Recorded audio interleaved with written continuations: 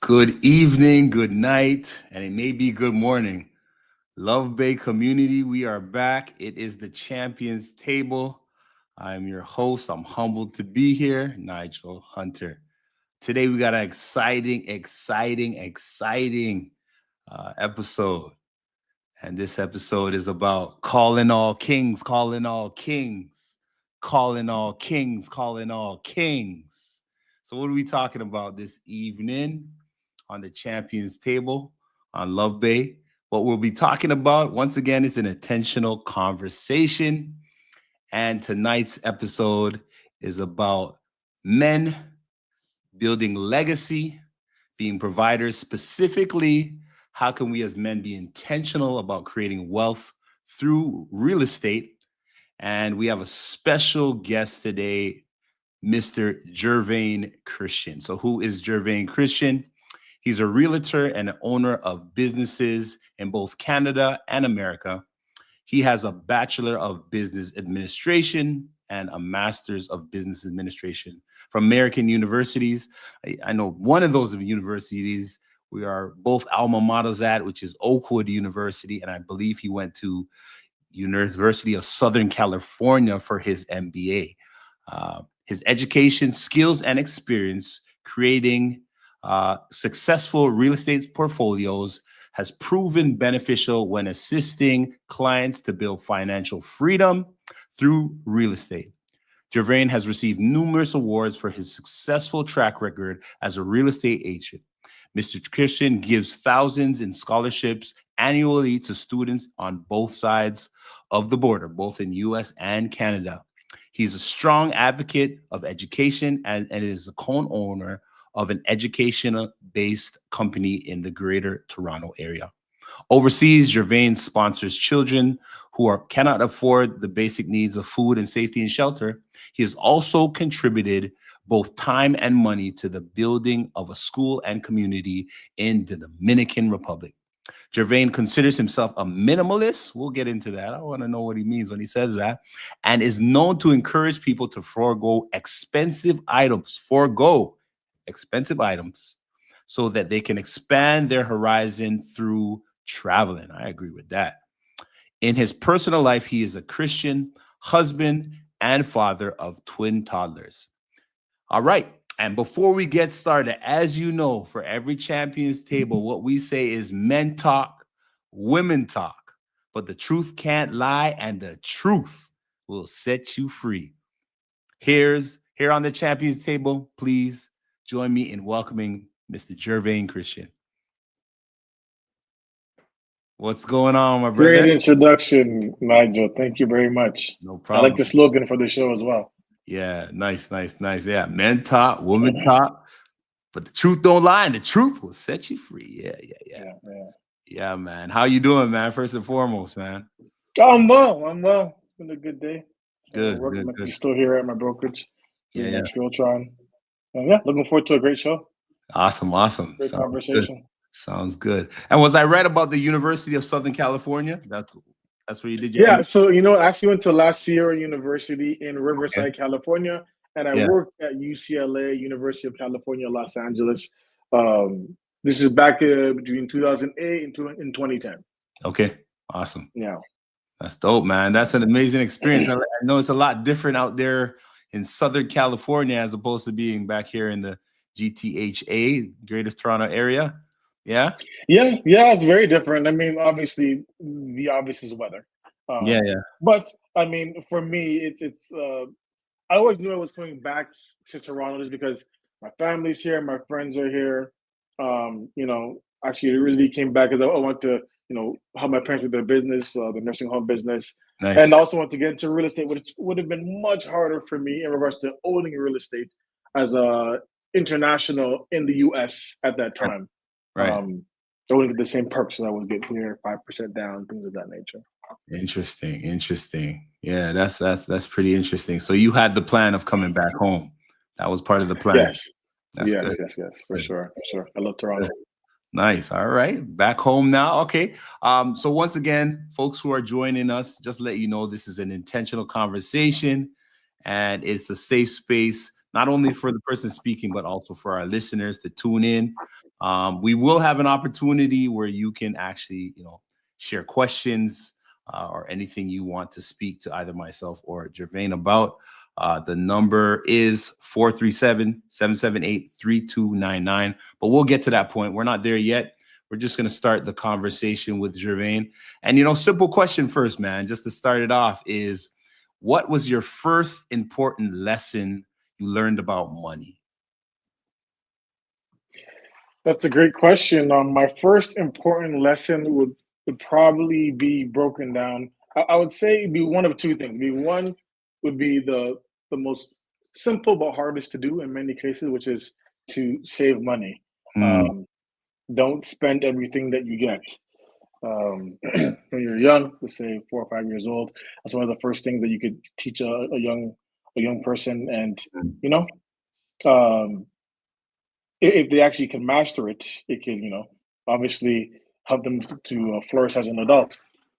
One way of doing that in regards to getting, which would bring me to my second point, is so when I was growing up, I grew up with my grandma, my mom, my dad, obviously, sister. My grandma was living at the house, so I had chores to do. One, so I had chores to do, and what I was doing is I was getting paid $1 a day. Right, so this is Hold on. Break this down. You mean $1? You do the chore that day, you get $1, or how's it work? $1 a day. Hold on. This $1 a day. income. $1 a day. What do you mean? What do you mean? Yeah, so this is in the late '80s, early '90s, right? Okay. Not to say that $1 was a lot of money back then, but that's what I was getting. I mean, I was only, let's say, 4 or 5 years old, really young. So if I did my chores for the week, I'd have $5 at the end of the week. It was easy for me then to save money, because let's say back at those times, they say I want to get a combo. A combo was $5, right? Right. But what made it easy for me to save is that I couldn't fathom working a week and spending that on a Big Mac combo. So it started to be easy for me. That $5, is it because you knew what you did to get the $5? Why you did? That's exactly right, Nigel. Yeah, because I'd be like, you do all that work just to spend it on a combo? No, so you save it. And my dad used to call me cheap, but that's because of what I was doing. Right. But what it also taught me, which I'm not sure what was my parents and my grandma's focus, but later on in life, is that I had chores to do like everybody else, or like many kids, where you do it, so you don't get in trouble. And then I could do extras so I could earn some money. Now, what that taught me, this is on top of the 5? On top of the 5? No, the regular chores are just so you're not in trouble, right? Just like a normal kid. You just do it regardless, right? Yeah, just because you're a kid, you're living in the house, right? Do it. Yeah. Although some kids don't have chores these days. Right. And then I could do extras to make money. Right. Now, what I realized that taught me later on in life is that when I went to high school, there was a lot of people that, let's say they were in class, they passed, went class by class by class, passed, and as long as they weren't, like, let's say, failing, they felt like they were good, right? So get 50, 60, get by, and you're doing good enough that you're not in trouble. Learning that at a really young age, that if I want to get more, I have to do more, right? So I know that. Sorry. It's all good. So I know that, and then past high school, I'd see young adults. You see a lot of, especially young Black men. You're not in jail, you're not on drugs, you don't have a kid out of wedlock, like it was big, like a much bigger deal back in those days, and you feel like you're okay. But I always wanted to do more than just, like, I didn't feel like I'm in good standing if I just was not in trouble. So that lesson, although I learned it really, really young, ended up being a great lesson to me to this day. And my grandma, rest in peace, but it was definitely stuck with me to this day. Wow, that's a gem. That's a gem, bro. That's definitely a gem.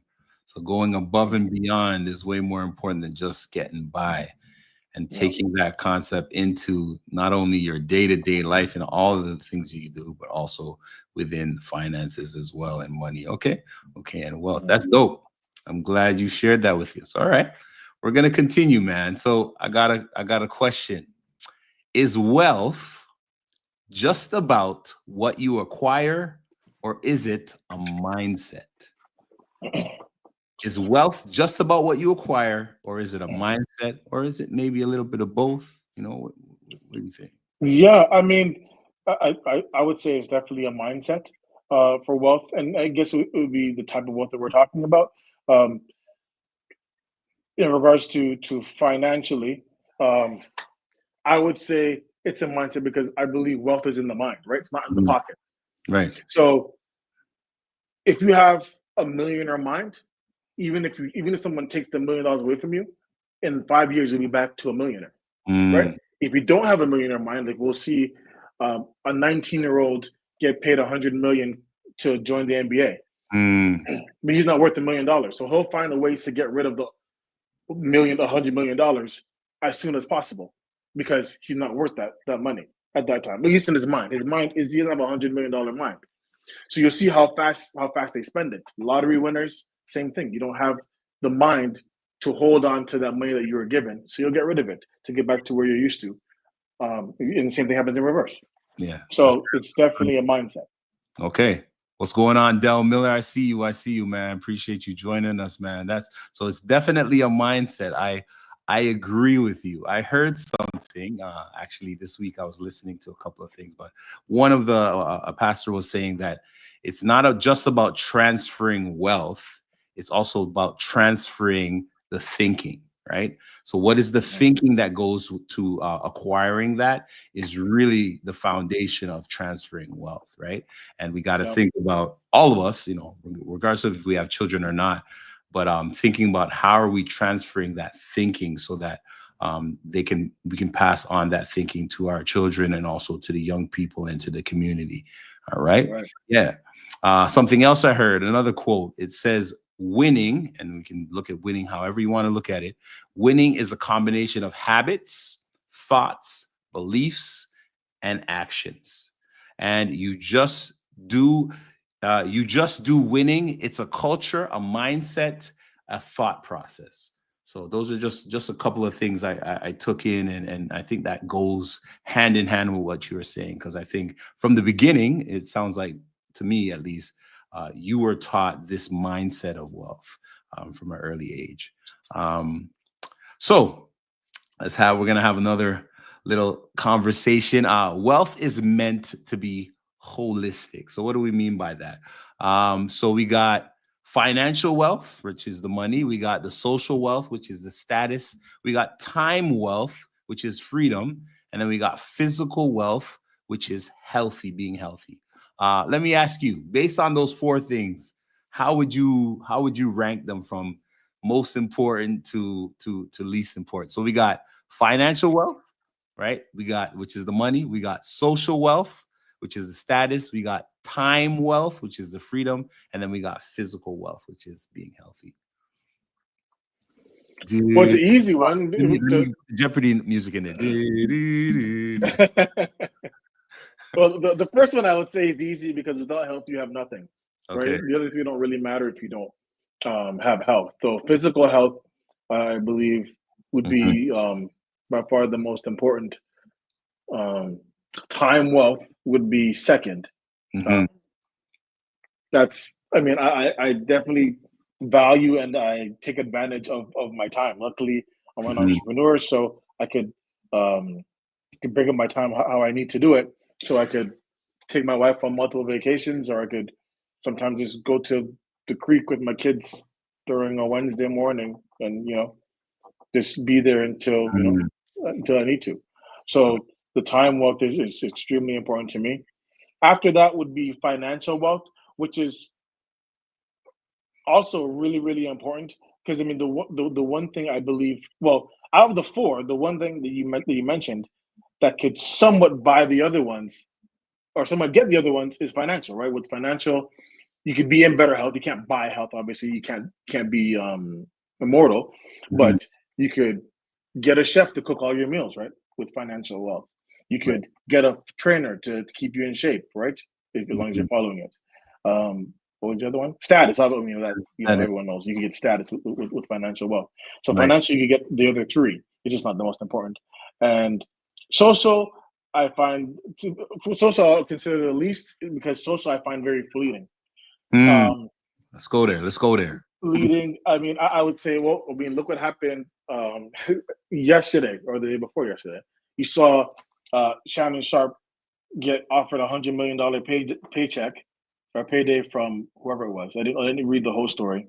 Right. But in a snap from whatever allegation from a Jane Doe, that could be taken away, right? Because his wealth is based on his. Well, I mean, it's not that his wealth is based on just his status. He's built himself into media personality, obviously of a large status, but at the same time, it could go right. We saw Kanye West go from billionaire to millionaire from one anti-Semitic statement. Right. I've seen if you want to get really into it, like if you want to go to personal, I've seen people help out a sibling for 30 years, and once on the 35th year they say I don't want to help you anymore. That sibling will hate more than everybody else that didn't help them at all. Right? And don't forget that whole 30 years. Right. But they'll love the people that didn't help them at all, which is crazy. So even with status, even with personal status, sometimes that could go just like that as well. So not that it's not important, but it's definitely the least. Yeah. And it's funny because the fact that you say that, when we think of what's happening right now in our worlds, right?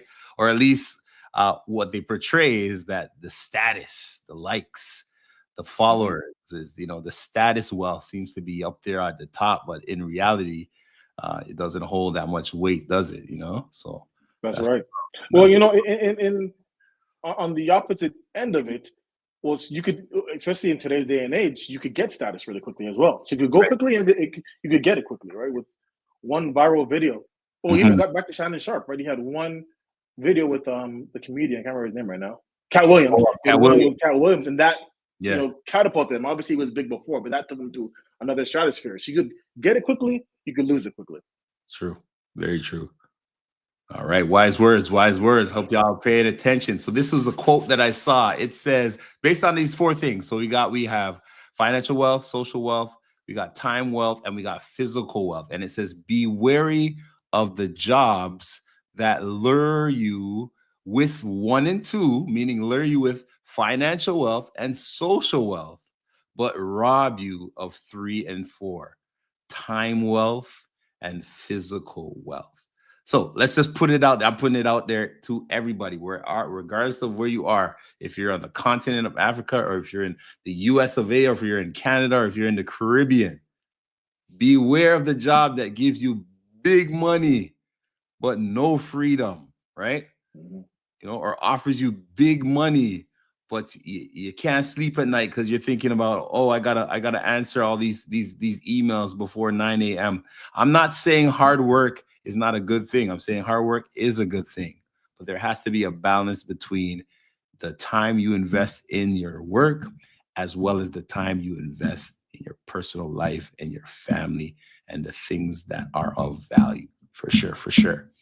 All right. And I think we should probably tie into physical wealth, mental wealth too, right? I'm glad you said that. Because you can't forget the mental. You can still have your physical wealth, but if you lose your mental, as a matter of fact, your mental might even be more important than the physical, right? Yeah.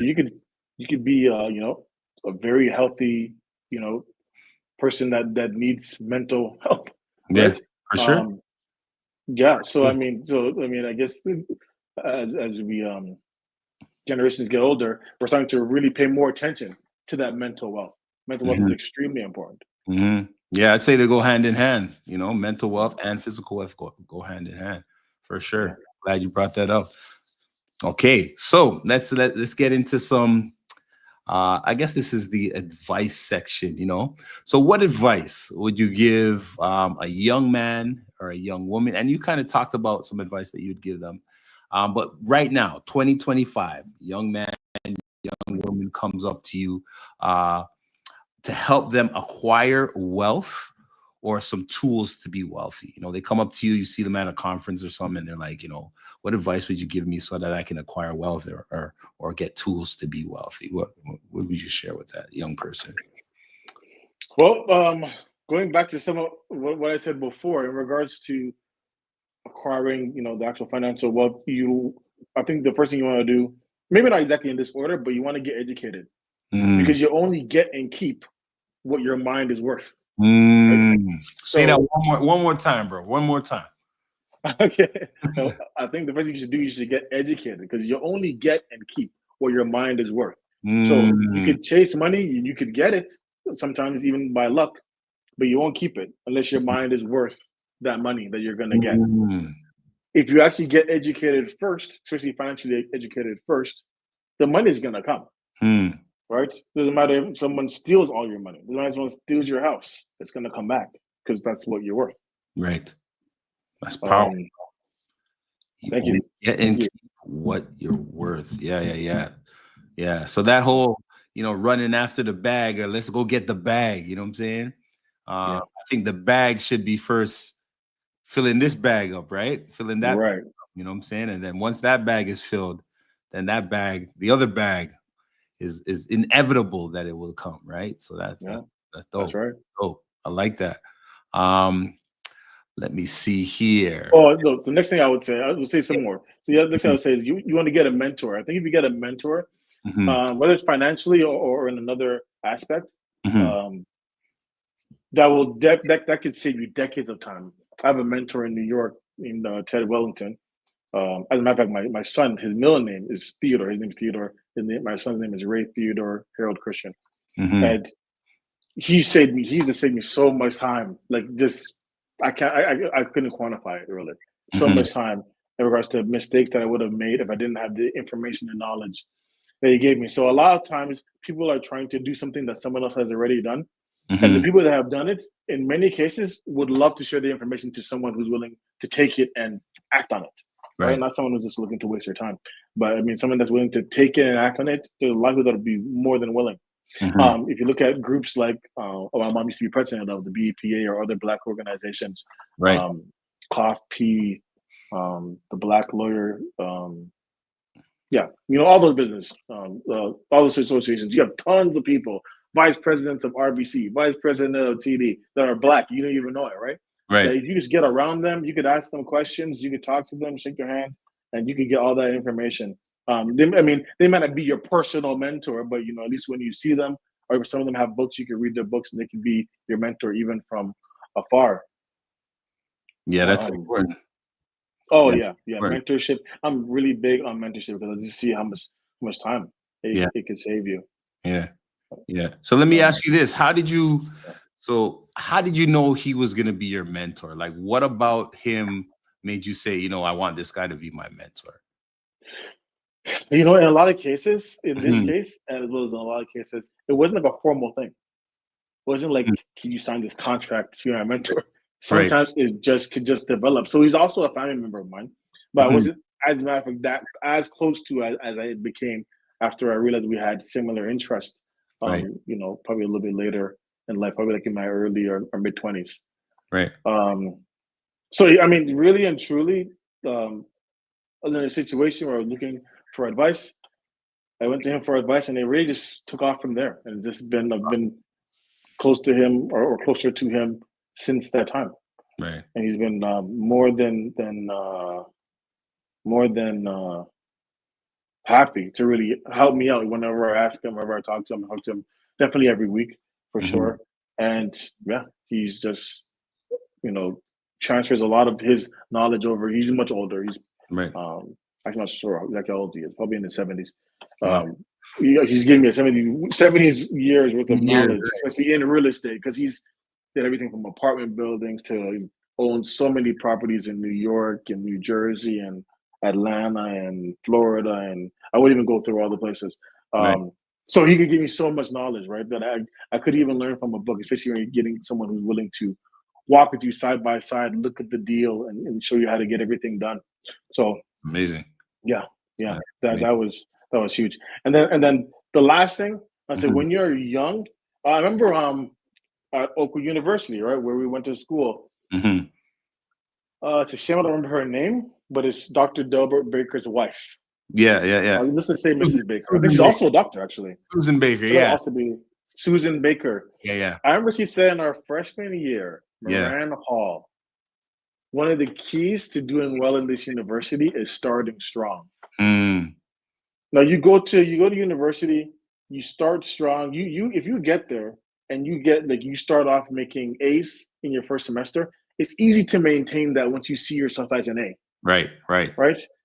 Same thing as like a lot of times you go to if you go to school like the same kid in grade 9 or the same kid in grade 6 making the A's. Once he sees himself as an A, then it's easy to maintain that because he'll do whatever it is to maintain that Keep it. standard of being an A, Right, right? The right. kid that's the most athletic will maintain that. The Mm-hmm, girl that's the most beautiful will maintain that. mm-hmm, So you start strong and it's easy to maintain. mm-hmm. So especially when we just get out of school, I would say to work unapologetically, almost selfishly, Mm, because once you get into the family and the kids and everything else, you can't really do that. But if you start strong, like when I was really young, I was working all the time. I mean, mhm. because I mean, I didn't have, I didn't have much else to do. I have a wife and I have kids. Right. I was just so I really started strong, was able to build a foundation, and really and truly, like a lot of the properties I would have bought that about like back in let's say 2010, if I would have waited, like some people have been just thinking about investing in real estate for 10 years. Um, if I would have waited 10 years later, it would have cost me two times that amount to Right. get the same portfolio because I didn't start strong. I didn't act when it was time for me to act. So Mhm. that's the last thing. Like that when you're I see a lot of people in like when you're young 20s, and they're just kind of just laying back and but like man, once you get the responsibilities, as you know, Nigel, Yeah. um, it's a different ballgame. That's awesome, man. That's awesome. Big shouts out to Frequency Event Promotions. What up, Brand? Appreciate the support as well, man, and saying some big things, man. But you're so right, Jermaine. You're so right, man. That whole notion of thinking that you gotta wait to do things is sometimes the thing that hinders a lot of people because the opportunity is there then. It's like, what are you waiting for, right? You might as well just Right. in wisdom, of course, but you should jump on the opportunity because you just never know, right? Because Right. 2010 and 2025 are totally different years, and Oh yeah. things have Oh changed yeah. so much in a short span of time, right? So yeah, that's Yeah. that's facts, man. That's facts indeed. And but back to mentorship for a quick second. I think the important thing to realize is that you got to take it when you see someone who has a wealth of wisdom or knowledge, take advantage of speaking to that person, reaching out to them, asking those questions, being vulnerable, asking the questions that you need support with so that you can get that support. Not everybody will help you, but the ones that will help you, as Jervain says, that will save you time, years, right? Years and years of time, right? So In that my case, decades. impacts decades, right? Right? Definitely. Decades Yeah. indeed. All right. There's one thing I don't want to add to that, Yeah. is that you have to be prepared to be a student. Yep. So you want to talk to someone about being your mentor, but make sure you have your uniform on, right? Make sure you're Hmm. there with your books. Make sure you're ready to take notes. Hmm. So a lot of people, if you just go to someone who's successful and you haven't been doing anything, right? You haven't been trying. You're just looking for a handout. Like Mm. ET, the our motivational our speaker Yeah. from our Okay. school, he Eric talks about someone Thomas. that comes in. Yeah, Eric, yeah, oh yeah. yeah, sorry, Hip hop Eric preacher. Thomas. Yeah, yeah, yeah. Go ahead. You Yeah, said yeah, it I should right. use the acronym. Yeah. Eric Thomas Hmm. was saying how someone came up to him and says, "Can I get $5,000 for my idea?" Right? Do you remember that video? He's like, $5,000. That's out of nowhere, I right? don't even Like know what it you're is. not prepared. Like you're Yeah. just not prepared. Right. So yeah, definitely get yourself prepared to be a student. And a lot Hmm. of times, even the mentor might find you. In my case, it was almost like that. Like I was a student. I was trying to do a lot of it on my own at the Hmm. time. I was looking for help while I was actively working in real estate already. Hmm. And yeah, I was prepared to get it, and it was clear. It made it clear to I need to stay close to this person.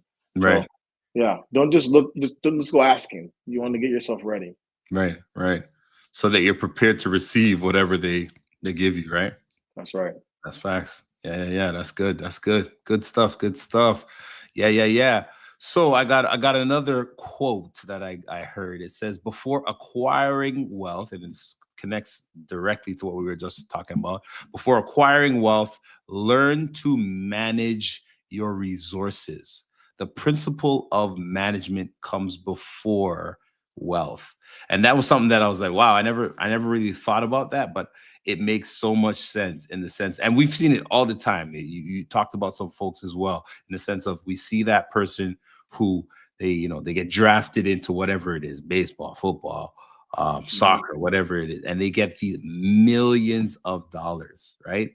And it's in their mind, they're thinking, I got this money, it's not going anywhere. So I'm gonna just spend it like it's a tap of water. I can just turn it on and spend, have a entourage of 50 guys and then bring everybody with me and travel in private jets for 30 grand to one place and 30 grand back.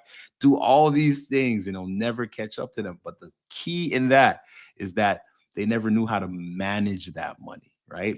And they didn't manage it properly, right? So in not managing it properly, you're spending all this money, and before you know it, right? We've heard those stories before. But on the reverse, right? If you learn how to manage, say, for example, $20, right? And you have a system in how you manage that $20, you can use that same system for $20, for $20, for $200, for $2,000, for $20,000, for $200,000, for $2 million, for $2 billion, as long as you have that system in place. So the key, keep it in mind, is management. It's management. All right. All right. We're gonna continue. So one thing I would like to add, one point I'd like to add to that is yeah. that sometimes you got to be grateful for not receiving things too early, right? Because it's not to even talk bad about the basketball players. Yeah. About, because 80% of them like are broke by the time they're 40. The main issue is that these guys are getting large amounts of money. Let's say like Kobe Bryant was 18. Yeah. Right. Yeah. Luckily, Kobe Bryant already comes from a rich family, so he's in a different situation. But Right. majority of them are not from, well, not a rich family, but his dad's obviously a basketball player and everything else. Right. But many of them don't come from that. Don't have any guidance. So a lot of times people judge these people that make these large amounts of money and Right. how did they blow it. And if it was me, I would have never did this and that, So whatever. true. But you forget that how you thought at 18. Like some of you haven't finished high school at 18. So, Right. and some of them are 22, 25. Like right now, I'm 39. My mind at 25 was much different than my mind now. It would be much different. So, like sometimes if you have a gift, and you think that your successes are coming in too slow, could be a blessing. But it's coming in slow. It's coming in. It's coming in at the right time. I feel like my wealth grew as my mind grew, and I didn't get what I was supposed to get until I was supposed to get it. Right. I mean, if I was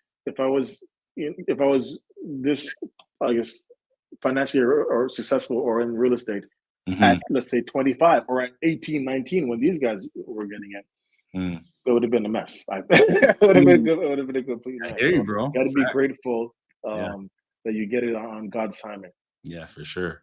100%, bro. 100%. Yeah. I'm glad you brought that up, man. Okay, so let's get into our the convo now. So how important is acquiring real estate?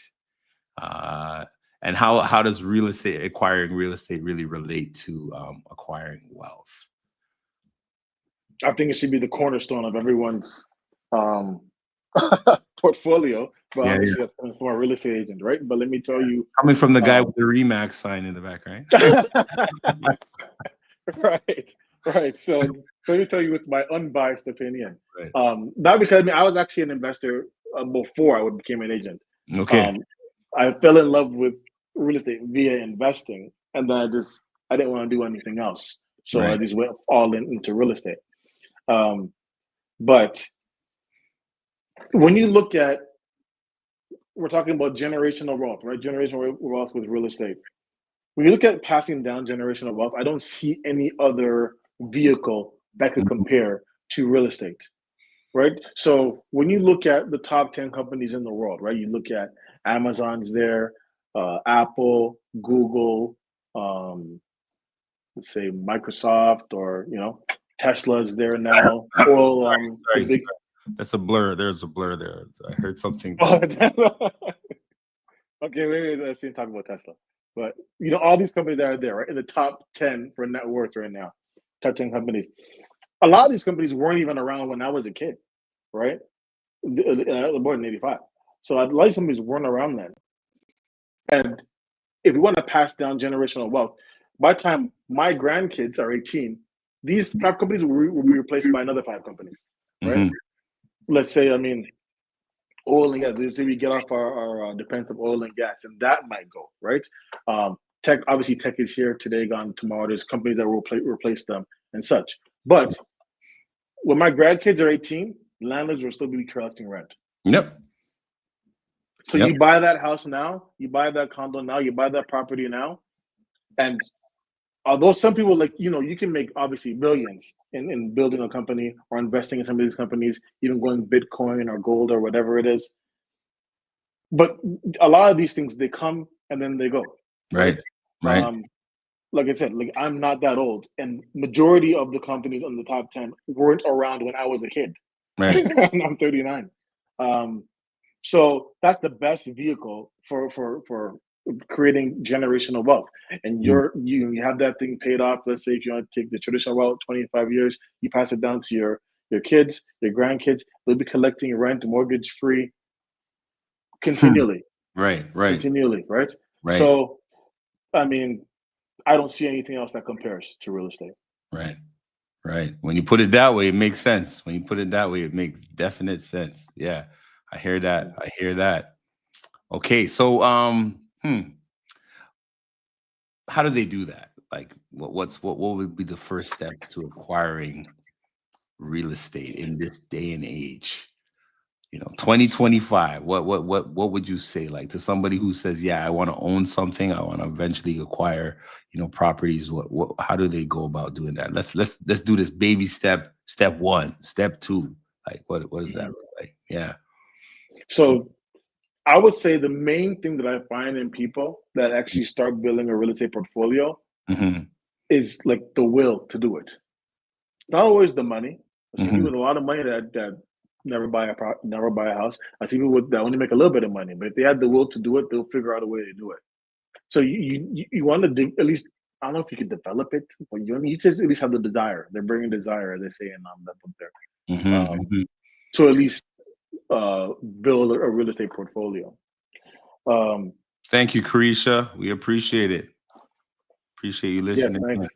Yeah. Hmm. Um, so, I guess the more technical term is that you definitely want to go and get a pre-approval from a mortgage broker, right? And this is a mistake that many people make. They say, you know what, I'm not in a situation to get a mortgage. I have a credit card I have to pay off first. Have to pay off my student loans. Have to, I don't know, I'm late on my phone bill. There's so many different reasons not to at least try to to to go and get the pre-approval, right? I always tell you, just go. If you can't get pre-approved for an amount right now, the mortgage broker will then tell you what you need to do to be able to buy property, right? They might say you need to pay down this, you need to increase your income by this, you need to get a partner, you need to partner with your brother or sister or friend. You at least need to take the first step, which is just to get the desire to go and at least talk to the mortgage broker and see what you could afford. Yeah. Yeah. That That makes would be sense. the first step. That makes Um, sense. the next step after that, after you get yourself in a position to really to be able to afford real estate. As a matter of fact, somewhere in between that, you might be talking to an agent too. Just so if you have an agent with the mind of a teacher or even just just a mentor, they Yeah. should tell you, okay, what you need to do. Like let's say, I could tell you now in today's market, if you want to get something in Toronto, you get a studio right now for maybe 400,000, Right. right? So at least you know what to aim for to go and get. After that, they're going to tell you what you need to do to get that pre-approval. You get the pre-approval, and then you go and shopping with your real estate agent. Hmm. What I tell people to do right now is that if you could afford 400,000, 350 something to get into the real estate market, in 2025, and this is more Toronto and US focus. I know this is international broadcast, but I Right. mean, I'm not 100% sure about what's happening I mean, how it would be in the Caribbean or in Africa right now. But our opportunities right now in regards to interest rates, in regards to the economy right now in Canada and the US, um, is that we're in a state of declining interest rates and Mm-hmm. prices haven't taken off yet, right? Right. Especially in the Greater Toronto area. So the time to buy is really now. Mm. Now, if you could, now people might say, "Oh, what might happen with the economy and the tariffs and everything else?" Let's say the market goes down a little, right? Let's say you buy a property of 400,000, and the market goes down. Let's say by the end of the year to 350, right? If you're not selling, it's not really affecting what Mm. you're doing, right? Right. Right. So I mean, let's say you may have lost the opportunity to possibly buy it at 350. You didn't time the market just right. What's the alternative?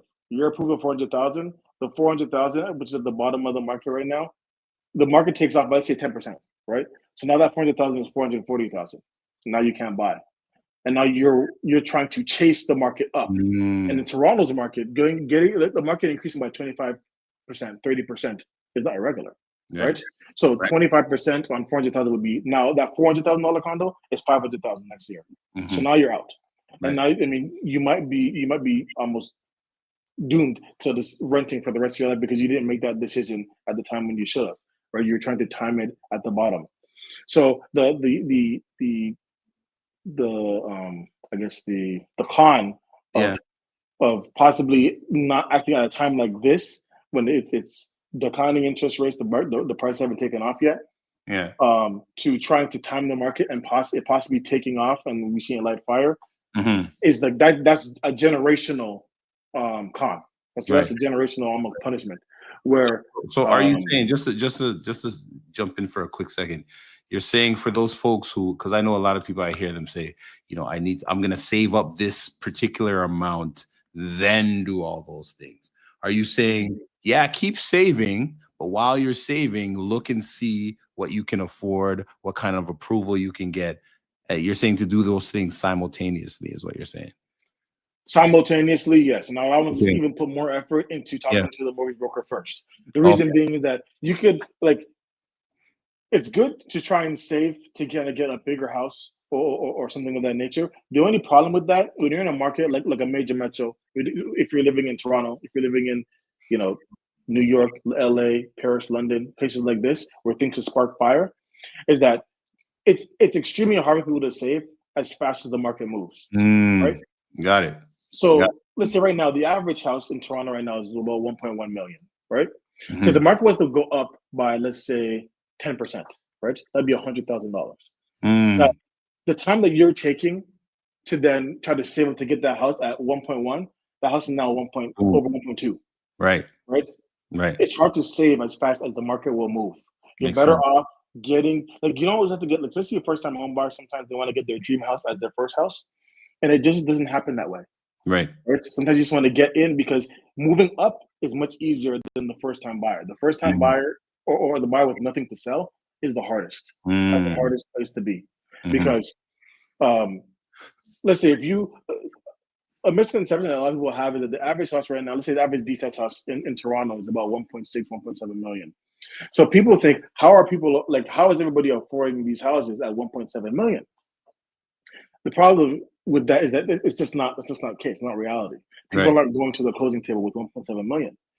It's just that they bought the condo at 600,000, right? right. They sold that. They bought the townhouse at 900,000. So they only jumped up by about 300,000. Right. They sold that townhouse. They bought the semi for 1.3 million. They sold Mm, the semi and they bought the detached for 1.6 million. That's right. how people are able to afford those properties. It's Mhm. not they're not coming from out of school buy a detached. It doesn't 1.7. happen Right, unless you have right, parents that are really helping you out, and that's really not right, right, that's not the average case. right, So I would say get into the market, and then you can even save on top of that. Because when you have something to sell, it's much easier to buy more real estate.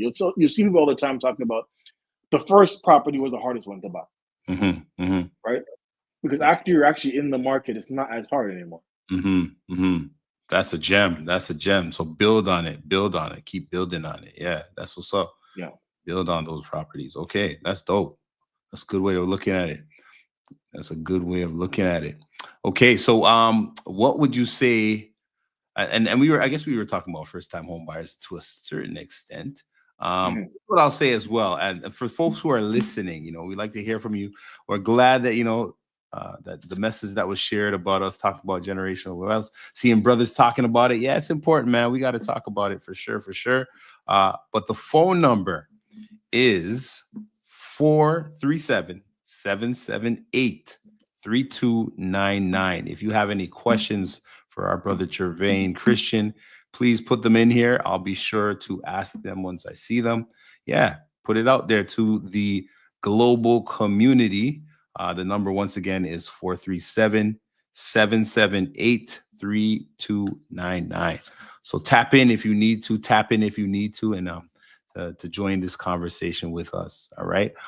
Yeah. So we're gonna keep going, keep going. Thank you for that. That was a big, big, big thing. So start with something. It doesn't have to be your dream house, but start with some type of property and then just keep building on those properties. Because as you build on it, you'll gain more wealth and more buying power. That's a gem. Right. So in our current environment, 2025, and you sort of you kind of answered this already, but still we're going to ask the question yet still. In our current environment, what advice would you give new home buyers? We in 2025, we're talking about tariffs. We talking Yeah. about Trump talking wild stuff all the time, trying to fight with China, who's been here around here for 5,000. Did you hear that? That was the funniest thing I had. I got to share this. So I was listening to something, and it was a gentleman, I believe it was one of the ambassadors from China, and they were asking me, how do you feel about the US the US what's it called? Not doing trades with the US. He was like, he doesn't care. I was like, huh? He goes, we've been around here for 5,000 years, and our the Chinese empire has been here 5,000 years, way before any of these countries that are right now superpowers have been around, right? And one point that they really made, which I think I've seen it a lot on social media as well, is that China is built on workers, right? They have workers. They got people in there who are making the things, right? And so their environment or their economy is built on workers, which it's a game changer, right? If you're the one building the thing and shipping it out, you have the buying, you have the power, really and truly, right? Because if you say this and you say, oh, I'm not doing it anymore, that Louis Vuitton bag ain't gonna get to that person. You know what I'm saying? That Balenciaga shoe ain't gonna get to that person. I'm very happy to see our young men speaking on these platforms. Thank you, Karina. We appreciate you. We appreciate you. Yeah. So Yes, thanks. yeah. So yeah, man, for new home buyers, man, what would you say to them in this interesting time, Yeah. Mhm. Speaking of the time, I mean, I went to the Wall of China Mhm. a few years back, Yeah. actually quite a while ago. Yeah. And the Wall of China, I think it was like a 2,000 year idea or project. Took Wow. like 2,000 years to complete it, right? Wow. Yeah. So a big thing that a lot of people are looking at, I feel I could be wrong. That I feel with this China and U.S. situation is that Mhm. obviously U.S. you always think about U.S. and the strength, right? But there's also a toughness that's going to be with China that they may not be able to compare to, Mhm. right? We going back to the 5,000 years, right? Mhm. Both countries are going to hurt, right? U.S. is going to feel some hurt. China's going to feel some hurt, right? Mhm. I think the difference is not going to be in strength; it's going to be in toughness. What you Mhm. could take, Right. and what you could take is not something that the U.S. wants to go down with China, because when things get hard for U.S., Trump is going to be out, right? He'll be Right. like, "I'm broke, and I need a change," right? I mean, someone runs on change every 4 years in America, right? Change, Right. we need change, right? Right. Where in China they're going to be like, "We're going to eat rice for the next 10 years," and that's it. We'll just outlast you. We're Right. fine with that. And the leader of their country will be commended. I mean, Mm, we're going to go through tough times for the next, let's say, 4 years. What's 4 years? right. What's 4 years to people who implement 2,000-year ideas? Yeah. Yeah. What is Facts. 4 years? Because Facts. then, I mean, so I mean, it's going to be really hard to compare with that. But Yeah. okay, so let's go into how it's going to affect real estate. Mm-hmm. Still, to the first-time home buyer, I would still give the same advice because real estate only tends to be harder to buy later, whether the Mm-hmm. prices are up or the prices are down. Whether the Mm-hmm. prices are up and the rates are low, whether the prices are down and the rates are high, it just becomes harder to get into later on. Right. So I would say to get and still get in early. A big reason why it becomes harder to get into later on is that, let's say in 1985, right? The average price of a home was about 109,000, but the average household income was about 54,000, right? Wow. So Yeah. about two times the average household income. That's Right a now, good, don't that's quote the me. good old days, boy. I tell you. The good old days. The good old days. So right now, 2025, I think in the GTA right now, the average household income is about somewhere in the 90s thousands, right? Right. But the average price is 1.1 million. Jeez. So we're over 10 times the average household income. Right. This is a major reason why housing only tends to become more harder to buy later. Whether the interest rates are up, whether interest rates are down, incomes are just not going to keep up with housing prices. So if you could buy now, don't worry about if it's going to be $25,000 less later on, right? Mm-hmm. It's Mm-hmm. better to get in because you'll make hundreds of thousands rather than trying to try to time for the 25,000, Mm-hmm. right?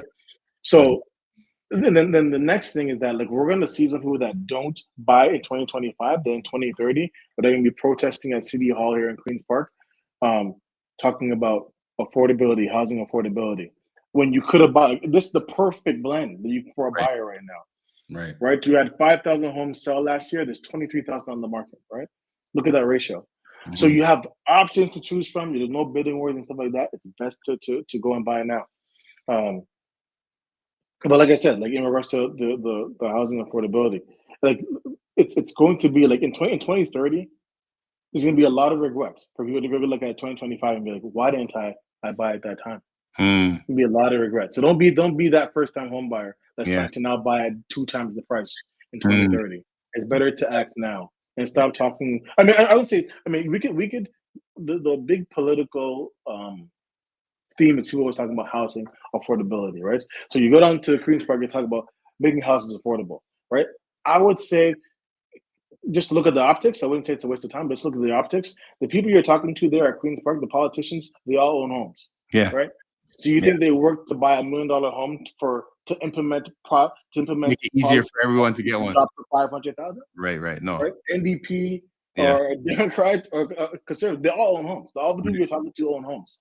Right. So a huge reason why the prices for homes keep getting more expensive is because the people that are making the policies own homes, right? They're not renting. Right. Right? So I Right. mean, it's just going to keep going up and up and up. It's just common sense, Mm-hmm. right? I Mm-hmm. mean, it's not always going to go in a straight line up. They might do something to make it pause for a little bit or make it go temporarily down. But because I mean, if you're not a seller, the market going down temporarily doesn't affect you, right? Right. If you buy a property in 1990, you don't sell till 2040. You don't care what the price is at 2030, 2020, and 2010. You're not selling at that time. Yeah. So yeah, this I mean, even with these the Mark Carney prefab homes that we've been talking about, right, to make houses more affordable. Even if it does come to fruition, at that time you're gonna have to then act. You're still gonna have to take action when the time comes, Right. because the people that take action and buy these prefab homes, when it's time to resell, they're not talking about affordability anymore, right? Mm-hmm. They're talking about affordability when they're buying. Right. I've never. I mean, I've been in real estate since 2012. I've never had a seller come and tell me, "How can I sell this for the most affordable price?" That never happens, Right. right? It's always going to those people They want that to get buy. bang for their Those people buck. that Best. yeah, yeah. The Yeah. Yeah. people that are buying on affordability are not talking about affordability once they become a seller, and Right. then they're no longer in the protest. They're no longer in the affordability protest once they become an owner. Yeah. That's facts. That's a good. That's a very, very, very good point. For sure. For sure. Okay, I'm gonna jump in with some gems. I got some gems, guys. I got some gems. Okay, so I found this on Instagram though, and it's a book. So a gentleman was talking about learning the principles of wealth from the Jewish nation. Take it in, take it in. All right. Learning the principles of wealth from the Jewish nation. And so this person said there were 7 keys of enduring wealth of a people. That's the book called. The book is called The Jewish Phenomenon by Stephen Silbinger. All right. And it's the 7 keys to enduring wealth of a people. All right. So, thoughts about money. This is how the Jewish nation thought about money. And it's based on a verse by the name that goes Proverbs 13:22. It goes, a good man leaves an inheritance for his children's children. That's what the verse says. So, what are these gems? Gem number 1, they prioritize generational wealth and avoid single generation consumption. I'm going to say that again. They prioritize generational wealth and avoid single generation consumption. So they're not consumers. They are about building and building upon the wealth. Okay. Number 2, money is a tool to empower the next generation. Money is a tool to empower the next generation. Number 3, they gave assets as gifts. Whoop, whoop, whoop. Did you hear that? They gave assets as gifts. So you're getting married, they are giving you money and stocks, okay?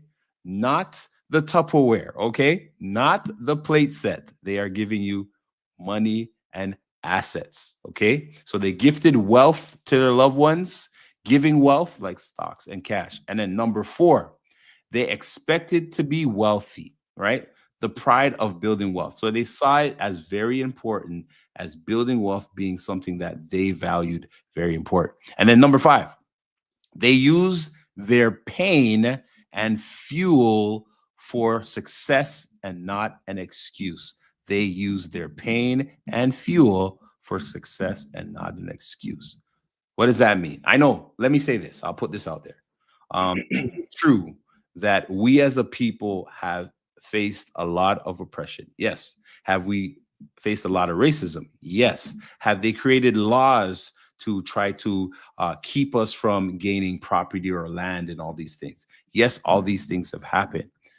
But what I'm saying is, regardless of those things happening, yes, do we want to change laws to make sure that they are fair and give everybody the opportunity to gain wealth? Most definitely. That is something that we will continue to fight for. We will continue to fight for. But in fighting, thank you, Miss Jen. Gems for real. All right. Thank you so much, Miss Jen. We appreciate you supporting and watching. Much love. Yeah. So these things, right? Regardless of us going through these things and having these things, we still need to strive to build and keep building, irregardless of the situation. And how do we do that? We do that, yes, individually, we're motivated, but as a collective, right? So wealth is easier to gain when you work as a collective rather than working as an individual. And I think they said that quote before. You can go fast somewhere by yourself, but you can go a lot further if you go together, right? So that also applies to wealth. And then were those the 5? Oh yeah, number 6. Wait a minute. Okay, so I got a couple of things. So this is something that you can do on a day-to-day basis. Okay, so for those who know what I'm talking about, seek first the kingdom. All right, Matthew 6:33. That's the first one. Number 2, sow frequently, meaning invest in good things on a regular basis. Yes, unity is strength, Karina, for sure. All right. And then spend feasibly, meaning you're not overspending, you're spending very feasibly, right? Number 4, save fundamentally. So keep saving fundamentally. And then secure the future, meaning you're planning ahead and you're securing things in the present for the future generations. And then savor fully, meaning if you're going to experience life, experience it to the fullest. But in order to do that, you have to do all those things before that, right? savor fully. And then the last one is set apart the forbidden things. What are the forbidden things? And some people don't believe in this concept, but I'm going to share it anyway. The whole concept of tithing. All right, it's been around for thousands and thousands and thousands of years. For those who are from the believing sense, we give to God. Not that He needs our money, but it's a principle of obedience, right? So when we obey God or we give to God, it's showing that we obey Him, but we also trust Him to do what He needs to do with our finances. So those are just some of the gems that I've learned. I'm sharing with you, so that we as a people need to become more investors than consumers. That is big facts, Karina. We definitely, as a people, need to be more investors than consumers, because I don't know what the number is. I think that what we consume about almost a trillion. I think about a trillion Yeah, as a people. Yeah. yeah. Imagine if we invested that trillion. Like that's definitely investing power right there. $1 trillion. And if you're gonna So invest, when you talk about, yeah, go ahead. go ahead. No, and if you're So gonna invest, I'll we put this out there. I'll put this yeah. out there for folks who are not thinking about it, but I'm putting it out there for you. If you have not yet gone to the continent or to the Caribbean or these places that we have left to come to, these places like North America and America and all these other places, think about reinvesting in your homeland before you think about investing in where you are right now. Just putting it out there. And even if it's not your homeland, you can still invest in other places like Africa, the continent of Africa. There's many countries that you could invest in and buy land and buy property there. They want you to come back. Matter of fact, they want you to come back and invest and bring your businesses there. And also investing in the Caribbean, going back to the Caribbean and giving back to the places where you were raised and grew. And, this whole notion, I'm just putting it out there. I think it's a mind shift now. This whole notion of, leaving the countries of birth and coming to the land of milk and honey. I say that in quotations, or the land of opportunity. Yes, this is the land of opportunity. We are blessed to be in Canada and America and all these UK and all these other places. But a part of that blessing and a part of having received that opportunity is also to bring that opportunity back to where you came from. Just my opinion. You don't have to take it. But Jervain, you had some things to share as well. Mm. The first point you talked about with consumption, right? When the Jewish thing you're saying there, Mhm. when you go like to the Jewish areas, say in Toronto, like Bathurst and Shepherd, Mhm. and you see like a lot of these these young boys like that are dressed like the same blue suit every day, right? Top hat every day, right? Yeah. That goes somewhat into my intrigue with minimalism.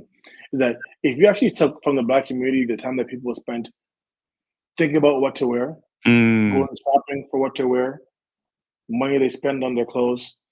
These young boys are wearing the same blue suit for the rest of their life. Not the same blue suit. They probably have, I don't know, 20 of them. But But they don't have to think about that. They're not yeah, thinking about what to wear tomorrow. They're yeah, not thinking about going shopping.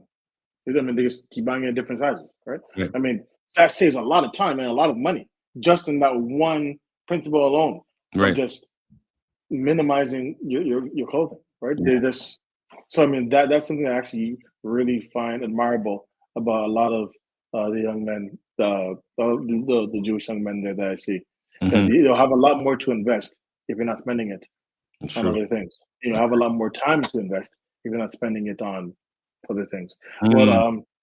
I think what Steve Jobs said is that a big so when he came back to Apple, right? He said the main thing that catapulted them to the next level is what they didn't do, right? Mm. Not what they did.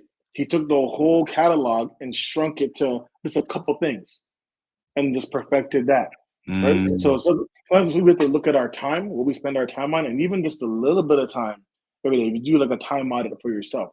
Go through your day and write down what you're doing every 15 minutes. Do Mhm. it for like a day or two, or at least do it for a week. You see, you waste a lot of time, Right. right? Even like somebody could waste an hour just thinking about what to wear, right? You can waste an hour on 2 hours on social media that you don't really think you're doing unless you actually do a time audit, right? Mm. So Yeah. because they're not into all those, or even like the Amish and stuff like that, they're not into all those different distractions, right? um, they have more time to think about where to invest Right. or the land to buy or whatever else they're doing. Hmm. So think about money investing, think about time investing. Where are you investing your time? Yeah. That's facts. That's facts. Thank you for that. That's a gem. Where are you investing your time? Where are you investing your money? And it's not that you don't have it, it's where are you putting it, right? Where are you allocating those things, right? And sometimes it's a time for a shift and putting things where they need to go as opposed to where that you want them to go. Yeah. Yeah, So once again, Jervain, Christian, we appreciate you coming on the Champions Table here in the Love Bay community, sharing your gems of wisdom, giving us some practical things that we can do right now, like on this day-to-day basis to really improve our lives from a not just from a mental sense, from a mindset sense, but also from a financial sense. So I'm just going to share something. So something big happening. The Voice of the Millennials presents Be the Light 2025 Youth Summit. This is happening Saturday, July 12th at 2 p.m. at the Humber Valley United Church. And it's free tickets on the Eventbrite. I posted something today about that, and I'll post it again. This will be happening in July, but I'm just putting it out there now for the young people that are looking for somewhere to go. This is an event that you should be at. Once again, as we say all the time, men talk, women talk, but the truth never lies, and the truth will set you free. Jervain, once again, thank you for being here. The Champions Table. Today, we will see you again next Wednesday. Love Bay community, we love you. See you soon. Peace.